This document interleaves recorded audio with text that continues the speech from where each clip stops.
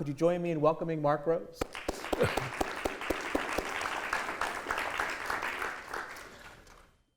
Thank you, Jim. What an amazing film! It really is. I've never seen it on a screen quite as good as this. It's a beautiful screen, and it's a magnificent film. Mark was cackling at the end. With pleasure. So I was struck this time by how sort of wild and weird it is at moments.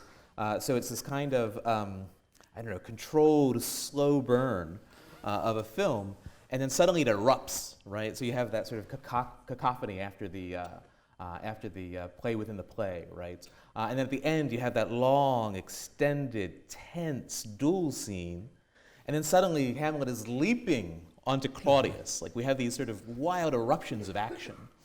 Yeah, Hamlet. Olivier plays Hamlet with lassitude through so much of that movie.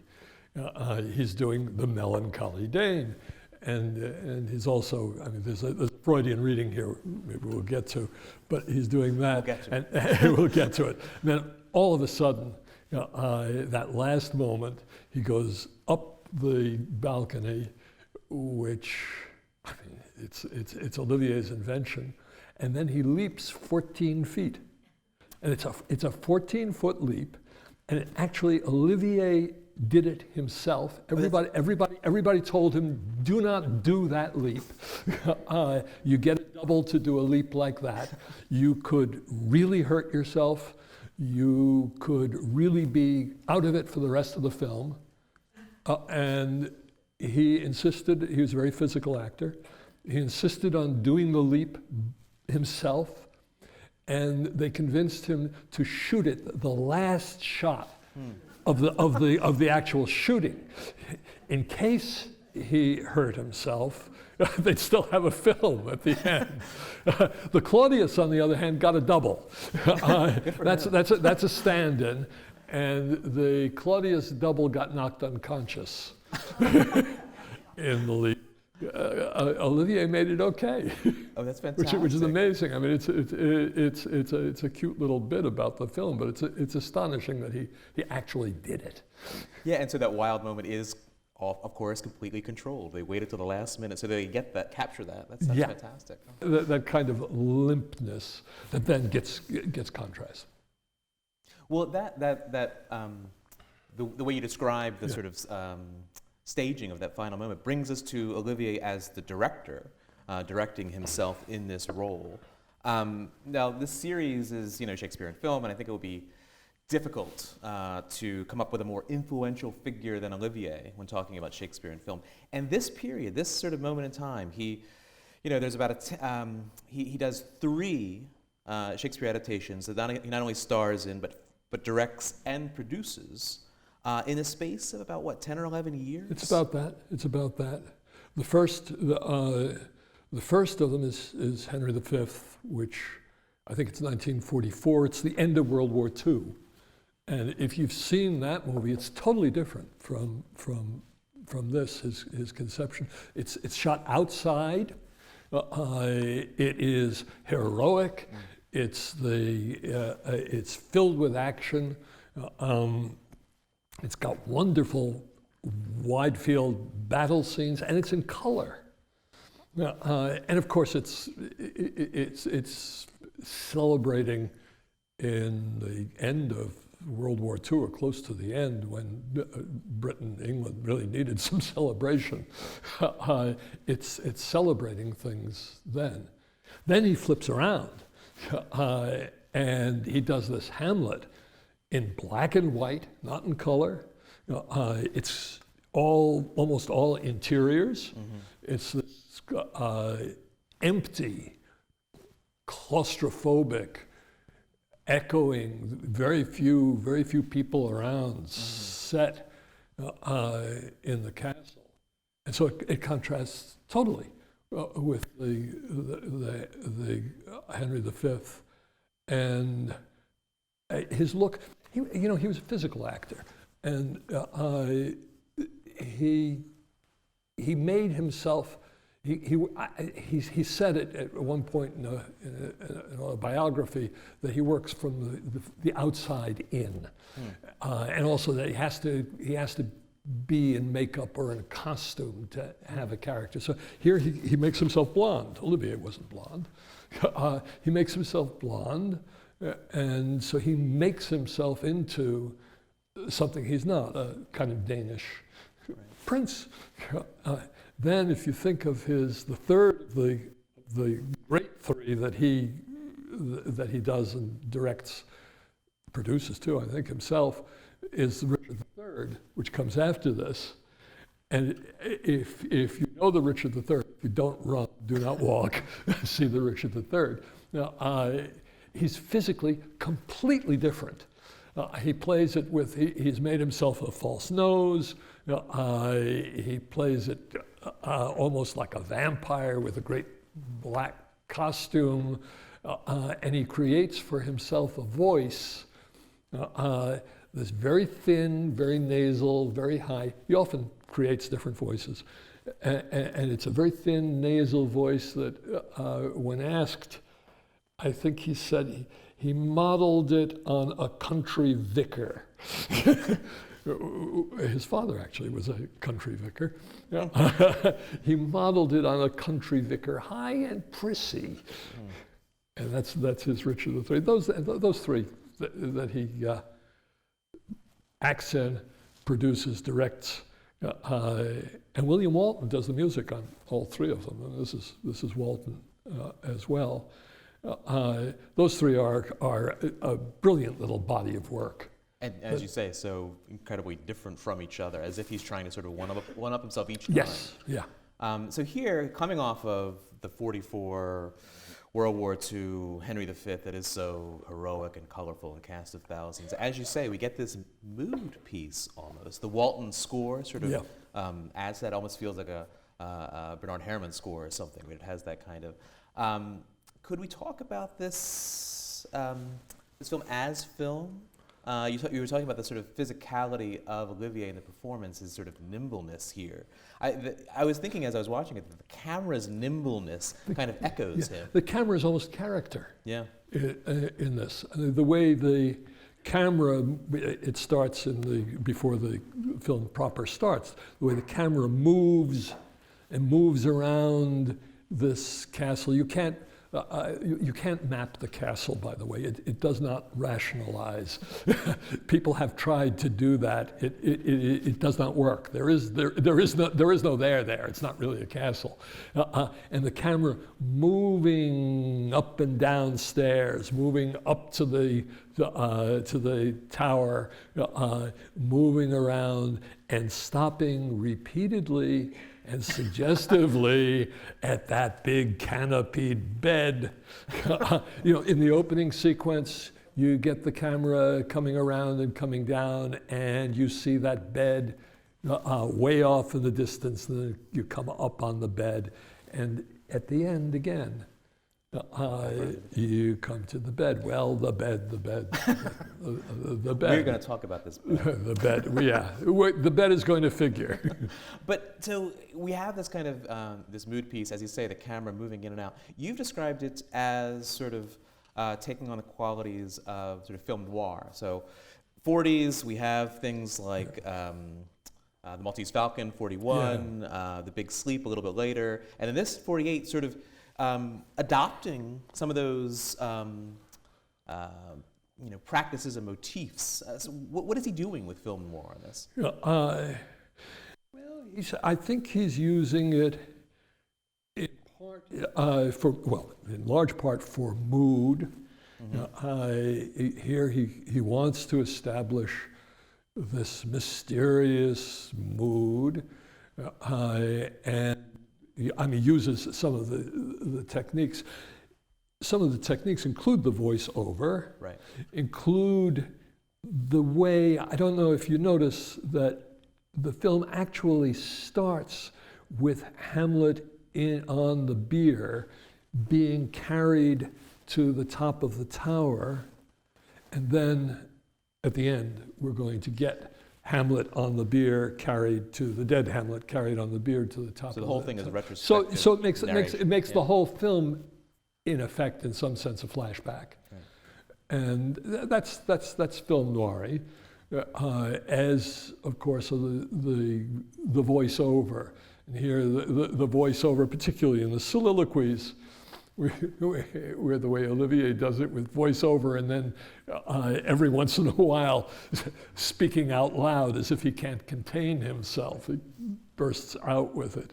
All of this is in this film noir kind of tradition. You know, if this movie comes from or alludes to or evokes film noir, the Richard III, which is the next big one that he does, actually has something of the horror movie genre behind it. That one's in color, and that has a couple of moments in it that, I mean, Richard himself is kind of like a Dracula figure in it, and it has one moment where one of the little princes says something about your hump, and you watch Richard's face go green. Literally, they turn it green, and Walton's music goes ba-bong,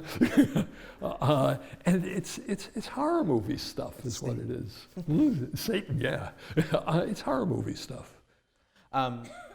So not only is he sort of one-upping himself each time and doing something completely different, but sort of occupying different genres that are popular at the time in film. Sure. So he's, sort of creating an audience for Shakespeare by sort of making these hybrids, right? Horror movie / Richard III, film noir / Hamlet. Let's go back to that voiceover. So we not only have the frame of this retrospective narration, the whole thing is a flashback, but we also begin with that the voiceover giving us that speech, so it often chances in particular manner. Ending with that non-Shakespearean line, this is the tragedy of a man who could not make up his mind. What is Olivier up to here? Well, in the first place, that this is the story of a man who could not make up his mind. That line Olivier picked up from, I forget whose movie it is before, but it appears in... So it's a quote as well. It's in effect a quote from something like Cary Grant movie. It's not Cary Grant. It's a Hollywood movie that used that line. Oh, you know about Hamlet? Yeah, it's a story about a man who could not make up his mind. Oh, that's fantastic. And Olivier picks that up and uses it as a sort of epigraph. He picks up that the speech that he uses as voiceover for the beginning, which will come up again. That's actually the Mole of Nature speech in Shakespeare's play. In the play, that does not refer to Hamlet at all. That's Hamlet speaking, and it's Hamlet speaking when Claudius is carousing, and what Olivier uses it for Claudius carousing. Again, he uses the speech twice, but pulling it out and putting it as an epigraph, as it were, to the movie.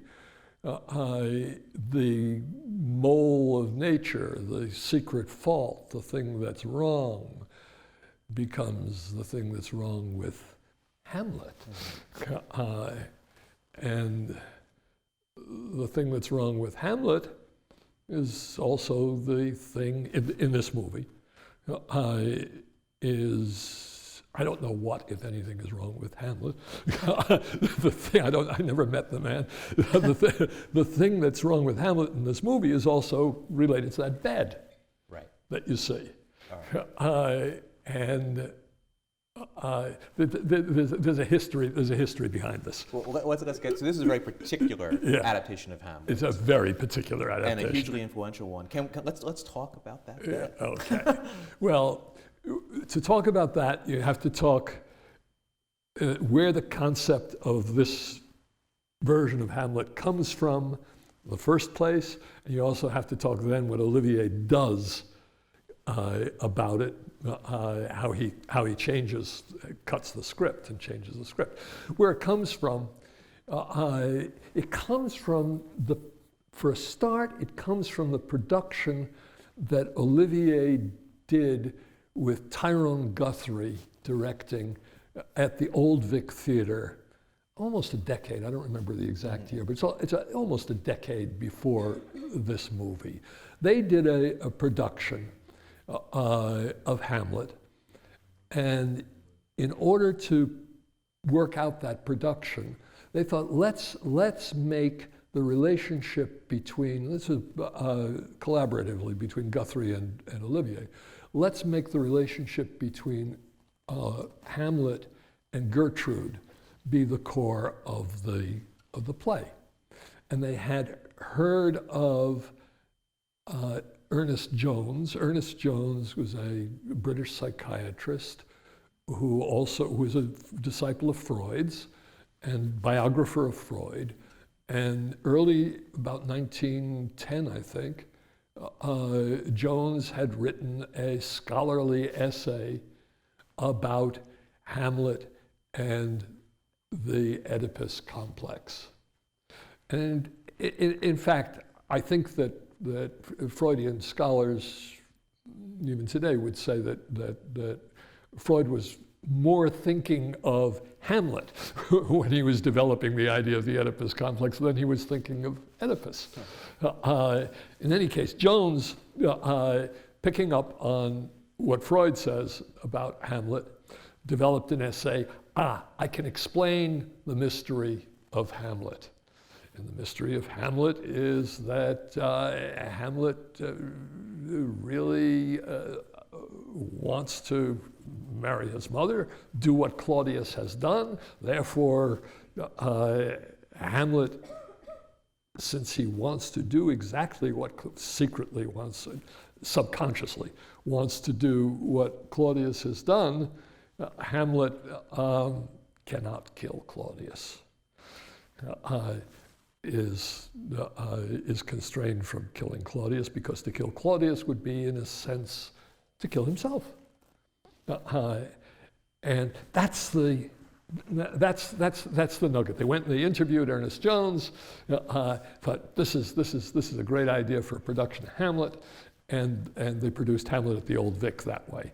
Then in this movie, coming to it some years later, Olivier turns it into a visual poem. It's a visual Oedipal poem, is what it is.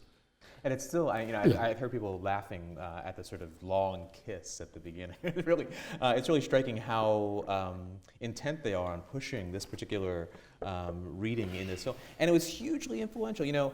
Obviously, when we think of the Freudian reading, we assume that it's sort of, has been as influential as it has been since Freud wrote The Interpretation of Dreams. I always tell my students, go back to those 3 pages in Interpretation of Dreams. Yeah. It's fantastic literary criticism, whatever you think of the Oedipal complex. But in fact, this film, as much as anything. Yeah, this is what popularizes it. Yeah. It's this film. And Ernest Jones, if you want, the Ernest Jones book, Hamlet and Oedipus, is available in paperback now. And the Ernest Jones book was published the year after Olivier's movie. Clearly what he did, not clearly what he did take his scholarly essay, expand it into a book, and capitalized on the movie. And that 1-2 punch. Yeah. I mean, the film coming out, winning the Academy Award, being as hugely successful and popular as it was, Jones coming out with his book the following year, that this version of Hamlet sort of has dominated reception ever since. Well, no. But it was certainly promotes the Freudian reading of Hamlet, and you get it. I mean, yes. When I teach Hamlet, one of the first things that I have to do to deal with it is deal with it. And what I do is, in teaching it, I historicize it. which we could do for a moment, but actually what I'm thinking of is the Zeffirelli Hamlet that comes a few years later with Glenn Close and Mel Gibson, yeah. Is almost a parody of what goes on here. If you know that movie, it's not a very good movie. Mel Gibson makes a better Hamlet than you might have thought, but nonetheless, it's not really a very good movie, and it's almost embarrassing. The interaction it is embarrassing, not almost. The interaction between Gibson and Glenn Close in that movie, particularly in the Queen's Closet scene, when Gibson gets on top of Glenn Close and starts berating her. And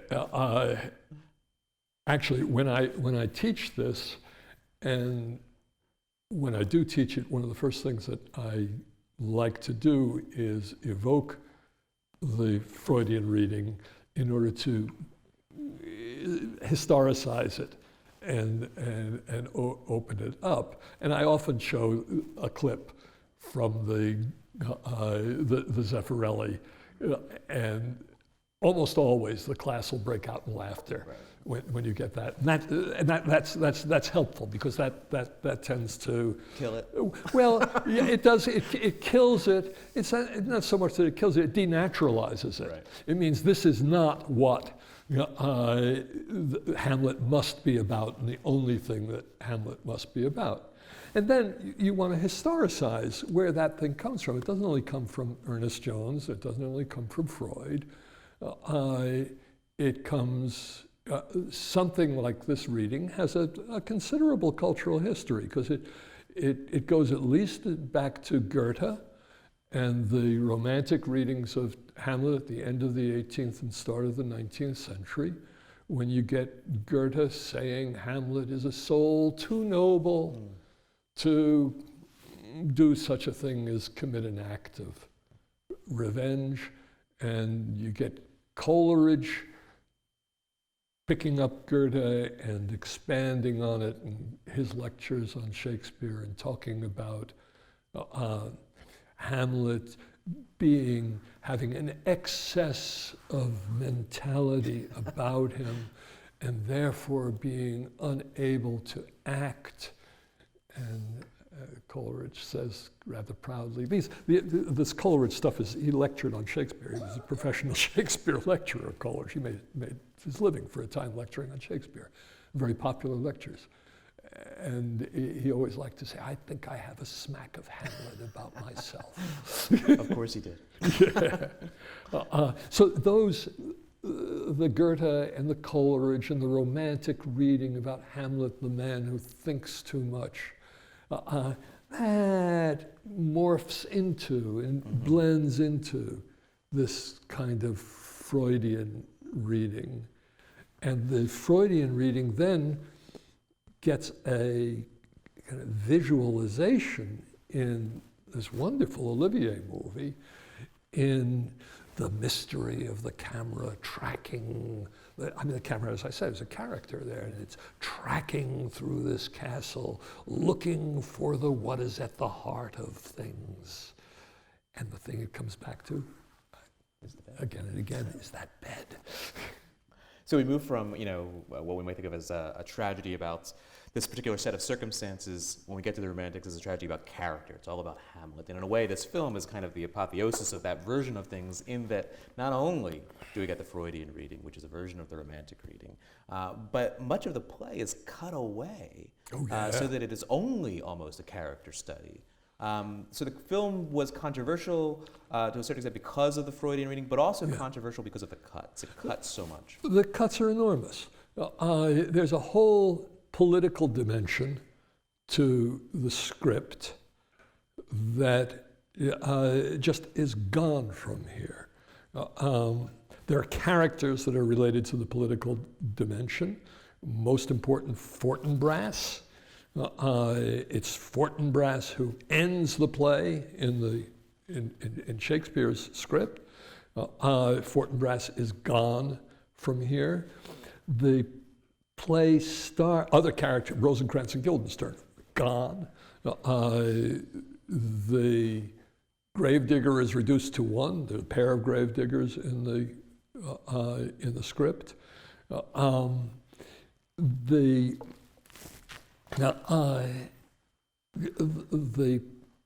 play has an opening that starts with Horatio's description of a single combat between King Fortinbras and King Hamlet in the way past. Actually, we learn in the course, we learn from the gravedigger, and that line is kept in the movie, that when did that occurred the same day that Hamlet was born. So Hamlet is associated with that. Well, a single combat between the King of Norway and the King of Denmark over some contested lands. It's a combat, this is a phrase from the speech, well ratified by law and chivalry. Chivalry is important in this context, but it is a legal single combat, and on the outcome of that single combat between two kings hung the fortunes of the country, the fortunes of a territory. Play starts with a single combat described in the past. It ends with another, in a sense, single combat, Hamlet and Laertes, in that duel, where the single combat at the start of the play is well ratified by law and chivalry, is open and apparent and formal. The combat between Hamlet and Laertes is with poisoned foils, poisoned swords, with a poisoned cup in the background. It's all subterfuge. It's not open. It is insidious.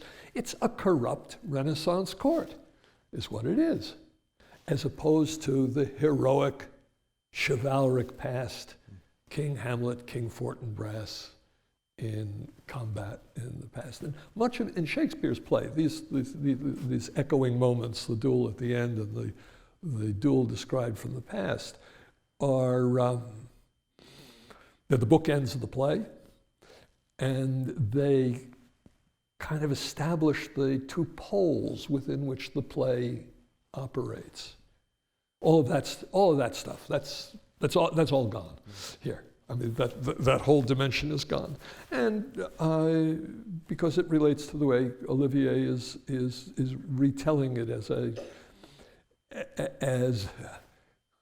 domestic fable in its way, rather than a political fable. It's making it intimate and personal, and in doing that, also that relates to the vacancy of the scene. There aren't many actors. There aren't, the biggest scene is in terms of actors, is the scene where the actors come in a large troupe. That's the biggest scene in the movie.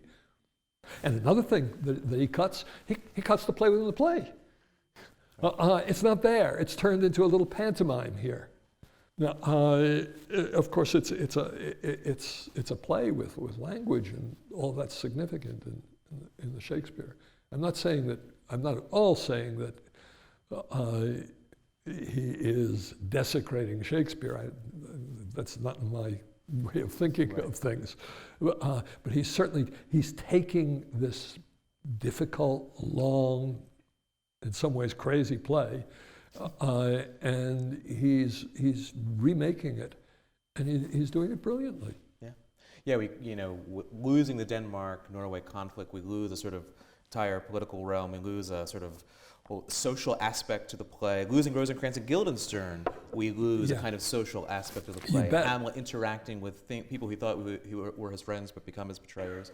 There's a way in which it becomes more and more claustrophobic as it's reduced, as it becomes this kind of minimalist, as you say, sort of fable, that he's sort of more and more alone at the center of this court that is always corrupt. If we don't have a kind of falling off, is that the case that the court and the world here are from the beginning corrupt? The world that we see there is from the beginning corrupt. You don't have. I mean, in Shakespeare's play, you have that speech, that Horatio's speech, describing the single combat. It's a long set speech. It's a long speech, and it comes right at the opening, and it establishes a point of departure for the whole play. So taking that out, you've got a different world. Yeah, with this kind of minimalist version of Hamlet we get, the supporting players become very important as they're deployed. Yeah. Could you talk a little bit about some of these other, the figures surrounding Hamlet here in the film, and the casting decisions made in arriving at these particular... I know, for instance, Vivien Leigh wanted to be Ophelia. She was Olivier's wife at the time. She was his wife. And she did not get the role. Could you talk about that? Well, Olivier is in his early 40s. I think he's 41 when he makes this movie. A real issue in casting, I know, was your Gertrude. Gertrude has to be, for Olivier, she has to be Hamlet's mother, but she also has to be attractive and sexually attractive for this thing to work. Well, they got Hurley to do the role. She's actually younger than Olivier. Hurley at this time is in her early 30s. I think she's about 32. So she's 8-9 years younger than Olivier, but she was convincingly a little ageless and attractive and could make the spread. Now, Vivien Leigh did want to do Ophelia. Vivien Leigh was older than Hurley. I think she was 37 or 38 around the time they made this movie. So Ophelia would have been older than Gertrude if Vivien Leigh had done it. The Ophelia here is 16, so she's very young, and some of the actors he uses, like the Horatio, these are almost for him companion actors that he uses again and again throughout things. He almost has a kind of an ensemble he returns to. Yeah, he does. So we have this kind of double plot, right? We have the two families, and the second family here, in a way, I think because of the cuts, emerges even more strongly in some ways with Polonius, who in this viewing I found hilarious. Polonius and Laertes and Ophelia. Again, changes made. Ophelia's story, especially around the suicide, streamlined. Yeah, I can't chart it all, but Olivier moves around scenes so that he makes the latter part of Ophelia's story, the coming in mad and the drowning, with the flashback to the Victorian painting of the great Victorian painting of Ophelia floating on the water. Olivier reorganizes all of this so that it becomes more coherent than it is in the play. And one of Olivier's goals in making the movie, he said it was his goal, is to make Hamlet come clear. He wanted to explain Hamlet to an audience. He wanted it to be comprehensible rather than just a mysterious play. And the comprehensibility, of course, makes it also revolve around Hamlet and Gertrude. And speaking of moving scenes around, one of the most famous moments of moving one scene, within the film is the famous "To Be or Not to Be" speech, which he gives us after "Get Thee to a Nunnery." So it sort of follows on hard from this encounter with Ophelia. And can we talk about? I mean, what a weird moment! It's such a strange. I never quite know what to make of that moment when we seem to be sort of boring into Hamlet's brain. Well, by putting it. The "To Be or Not to Be" is a curious speech.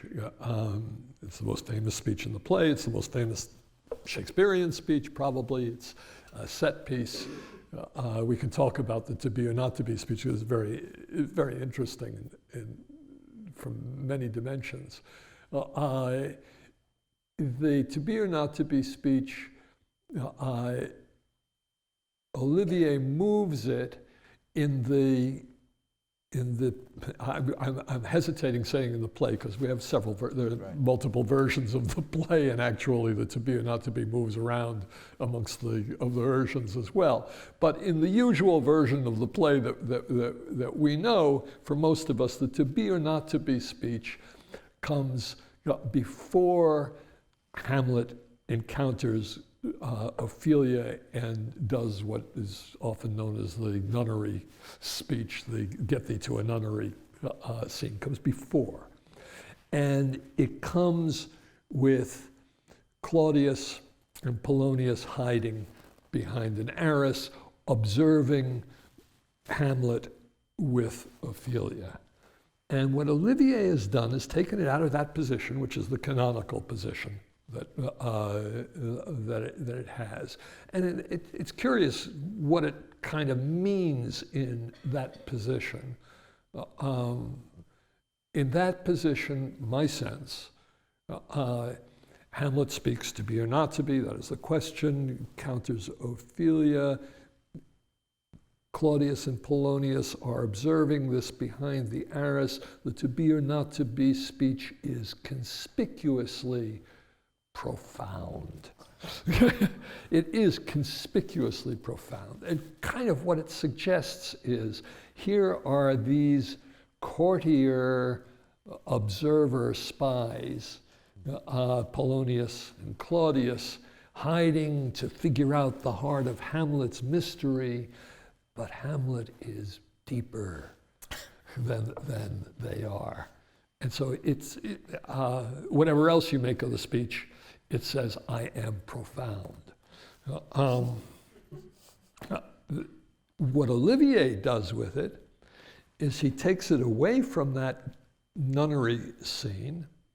If you remember in the movie, the way it works is Hamlet pushes Ophelia away. She falls on the floor of the castle at the foot of the steps, weeping.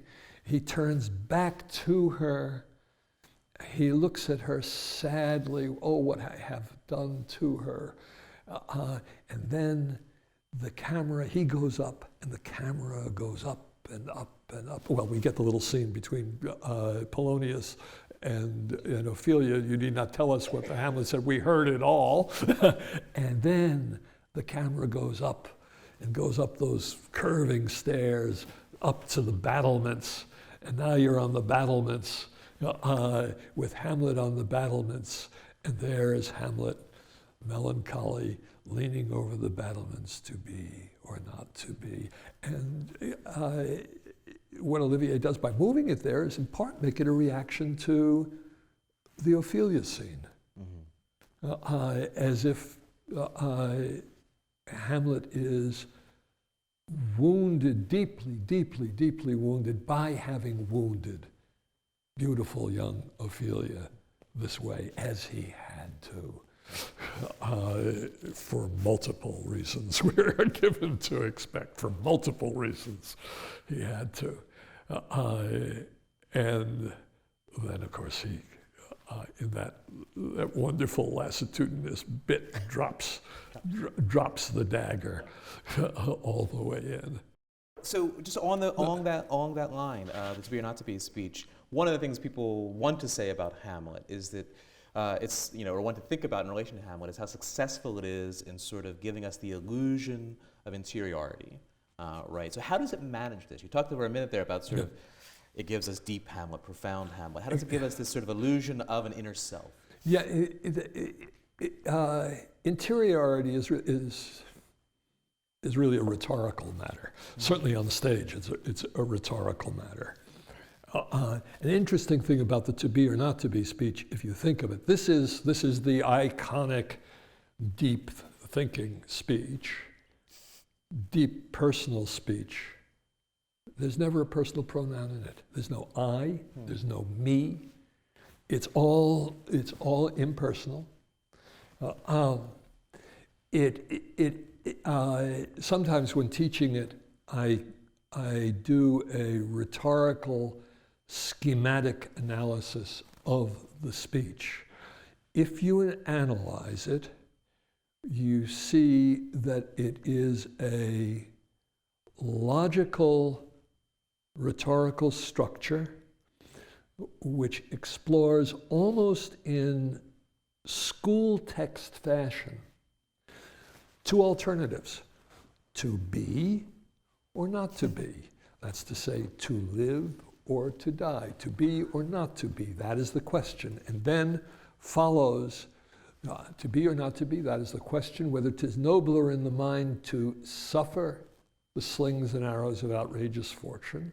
That's to say, to be, or alternatively, you can chart it with two things going, or alternatively, to take arms against a sea of troubles and so doing end it. That's to commit suicide. Now, to commit suicide. Now, that idea of committing suicide, you'll get a little bifurcation. To die, to sleep. No more. To die is to sleep. No more, but maybe it's to dream. And now to die may be the end or not the end. So you get another logical split on the to die side. And this, the whole speech really is, I mean, it is the kind of exercise in logic and rhetoric that Shakespeare would have learned in school. Yeah. And it works because it's brilliantly done, and what it says is, its final message is, I am profound. So the set piece that can be moved around, that is filled with sort of cliches and sort of sententiae, is what signals profundity. But it has a really important dramatic function in that, I am profound. I mean, I'm being cute in saying that I am profound. But if you go back to the kind of historical reading of Hamlet that I was trying to excavate a little bit, which is to say that it is a corrupt court, and there is a duel going on between Hamlet and Claudius, and this is a duel that is contrasting with the kind of open, heroic, chivalric duel of the past. It suggests Hamlet in this kind of mining mind beneath mind, dueling with Claudius. Hamlet is a very dangerous antagonist. And that's part of his dramatic function. And he is a dangerous antagonist. As he proves, Yeah. And on that note, I think we should probably wrap it up. And can we give one final round of applause for Mark Rose? Whoa. And I will for, thank you.